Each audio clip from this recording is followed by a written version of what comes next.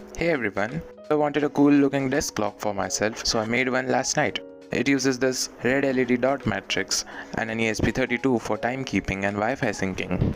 And you can build this for yourself as well. It is just a two-part project. I'm using the Max7219 4-in-1 LED matrix module that's connected via SPI to a ESP32 dev board. I'm using an ESP32 because I had one lying around, but you can use an Arduino or an ESP8266 as well. I am making the time sync over NTP once at every boot or reset. The ESP32 has an internal timekeeping mechanism using its own clock chip, so I didn't have to use an external RTC for timekeeping. Although if you are using an 8266 or an Arduino, you'll need one.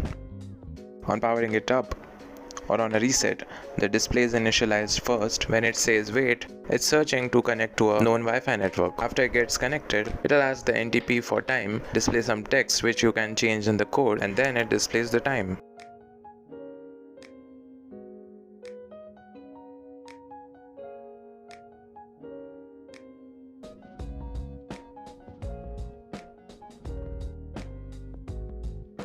That's it. Thanks for watching.